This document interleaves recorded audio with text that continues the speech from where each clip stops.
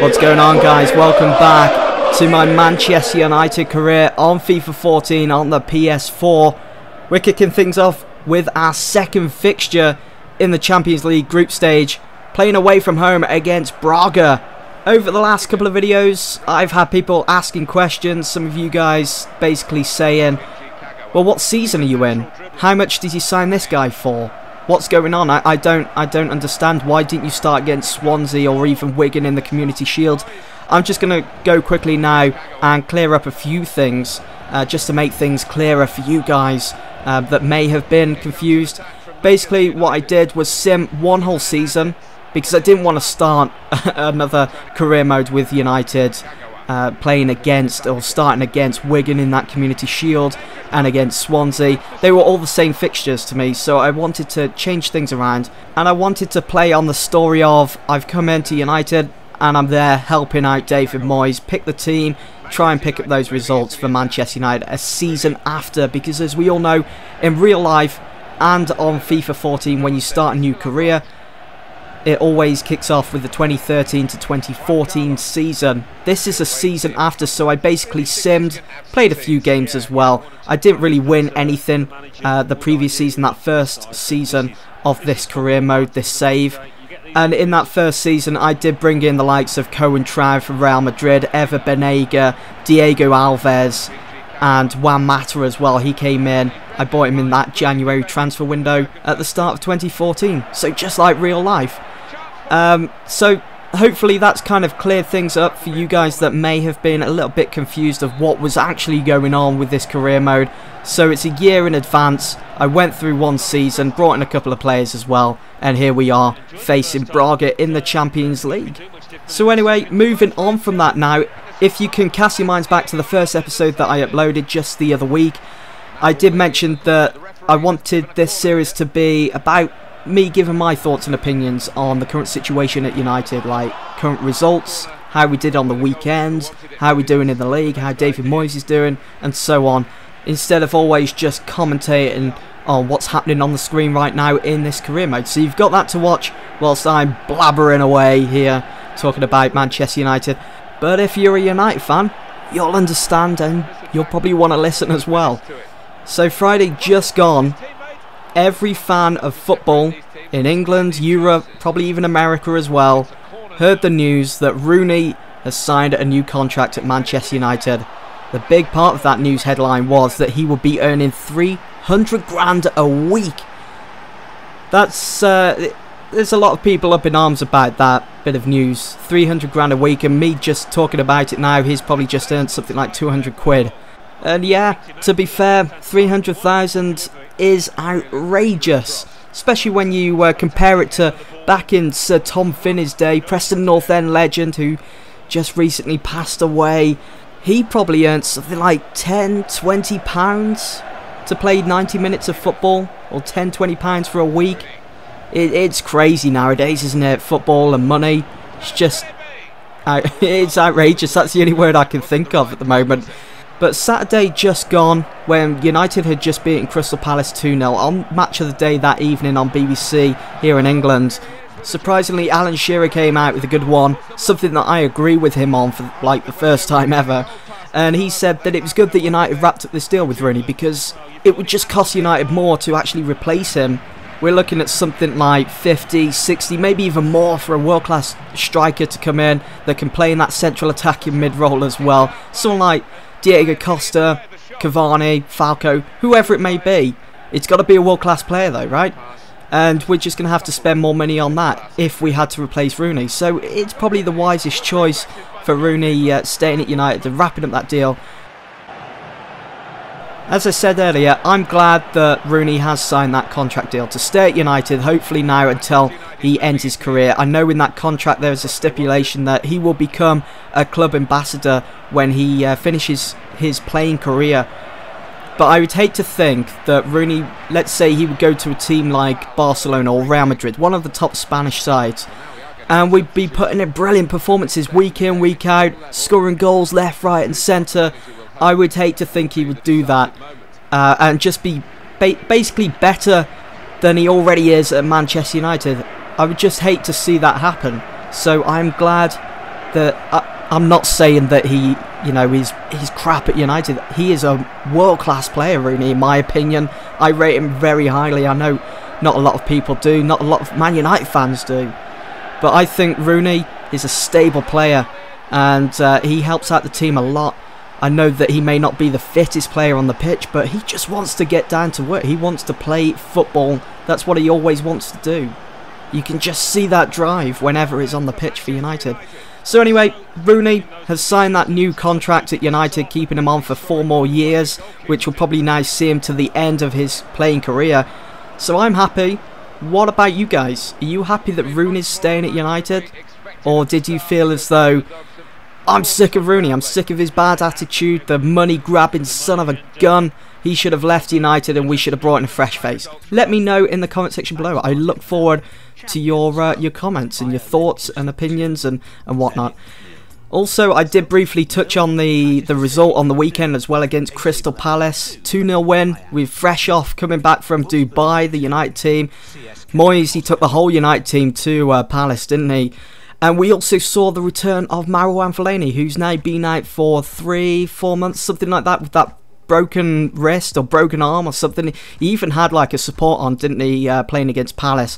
But you're going to hand it to the guy, no pun intended, that Fellaini, he did put in a decent performance against Palace. He really did. I really enjoyed watching him.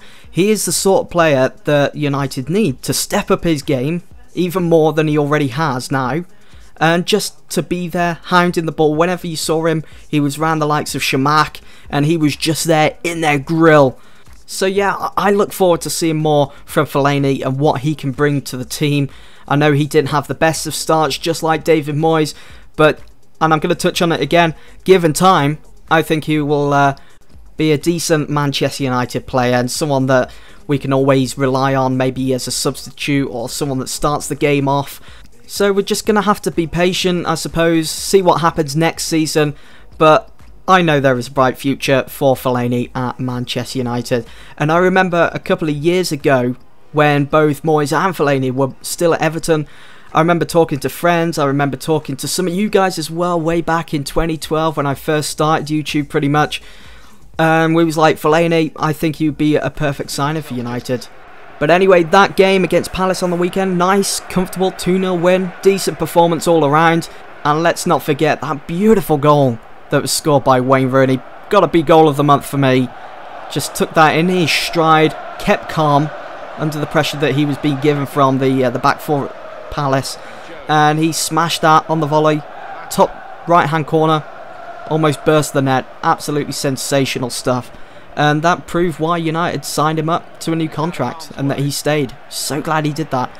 And another bit of good news from the weekend. Yesterday, Sunday, Norwich beat Tottenham 1-0. Brilliant game. I mean, Norwich managed to hold on just perfectly there against Tottenham. They was pushing for an equaliser, but well done to Norwich. And now United find themselves just 5 points behind Tottenham. I think, considering Tottenham's next couple of fixtures, they've got Cardiff on the weekend, then the weekend after they've got Chelsea away at Stamford Bridge, and then the weekend after that they've got to play Arsenal at the Emirates. So that's 2 difficult games coming up for Tim Sherwood. And yes, I haven't forgot, United will be taking on Liverpool that same weekend. Tottenham play Chelsea. So that weekend is going to be hectic. Some decent games coming up for neutral fans, but it's going to be a nail biter, if you will. And just quickly now, we can't forget about Everton. We're level on points with them as it stands, but in my opinion, I can see Everton starting to slip up.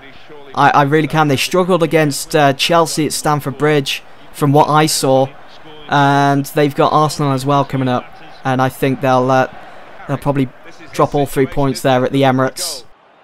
So the next couple of weeks here in England in the Premier League is probably going to be the best bit of football that we've seen throughout the whole of the season from all teams. They're going to be trying to pull out all the stops and trying to pick up those 3 points. And it's just going to be Battle of the Titans. It's going to be like Titanfall, with all these Titans all over the place, trying to battle it out for those 3 points. So seeing that this video is almost at an end, I might as well talk about what's happening now in this career mode. As you saw at the start of this video, we played Braga in the Champions League. just about beat them 2-1 thanks to that free kick from Vidal that we had on the edge of the area, and we picked up the 3 points in that group stage. It was a tough game, and it was messy, it was scrappy, we was all over the place, and to come and play it against Newcastle, it was kind of like a relief, and it was like us saying we're going to go out there and just pick up we're going to release all this tension that we've got, and we're going to pick up those 3 points. And it was 2-0 up before half an hour had been played, and then it was 3-0 on that half an hour mark. Vidal again, who seems to be on fire at the moment. That's 2 goals in 2 games for Vidal, who I brought in the summer from Juventus. And what a finish. You'll see the replay any minute. Wayne Rooney, well, you could see Vidal making the run. There was bags of space for him, and he just wraps his foot around that. Such power. And yes, I am lucky that that one didn't go wide, and it did find the top corner. Wow, just picked that one out. Just look at the power behind that shot. Krul couldn't even get a hand to that. If he had touched that, it would have burnt the tips of his finger, and there would be no more. He wouldn't be a goalkeeper if he had touched that rocket. So what a game this was turning into. 3-0 at half time. And here's a fun little fact. I am yet to score 4 goals in 1 game. And I thought this was going to be the one that I was going to do that in, considering our form with how we was playing. Newcastle United might as well not have been on the pitch for this game. We was just all over them. So at this point, I was loving it. I was having a bit of fun playing this game. I just wanted to get that 4th goal and try and break my record. Can you believe that? I haven't scored 4 goals in 1 game yet on FIFA 14. I don't think I even did it on current gen. And look at Januzaj. No stamina whatsoever, as he was feeling knackered before the end of this game. And he goes down just on the outside of the box. I thought for a second it might have been a penalty, but it's just outside the box. Kind of similar to that chance that we had against Braga earlier in this video. I didn't give the free kick to Vidal. I thought I'd give this one to Van Persie, who was kind of left out with scoring goals in this game. Came so close, but because of the defender behind the wall for Newcastle, managed to get in the way and just kick that one clear. Also, one of you guys picked up on it last video, I think it was, about Januzaj, the model of Januzaj. They seem to have updated that on FIFA. Is it me, or have they really updated it? Because he kind of looks realistic now, as though he's got a face. He hasn't got a face, but it kind of does. Who knows what is going on there, but all I did, if you're wondering how I got that, was download the latest squad. Maybe they've patched that. I'm not too sure. I haven't actually looked into that one. Maybe I should before actually commenting on it here on YouTube. Right on the 90th minute, United with a corner. Van Persie with his left foot whips in the ball, finds the head of Rami. Tim Krul just gets a fingertip to that one, pushing it over the crossbar. One more corner before the final whistle. Could I get that 4th goal? The danger still there for Newcastle as they tried their best to clear it. Rooney trying to find Van Persie down that right wing, and he couldn't even keep in the ball. But we showed no mercy in this game against Newcastle. 3 goals, 3 points. And that, guys, is the end of this video. I do hope that you've all enjoyed, and I hope to see you all back here soon for more genuine Manchester United content.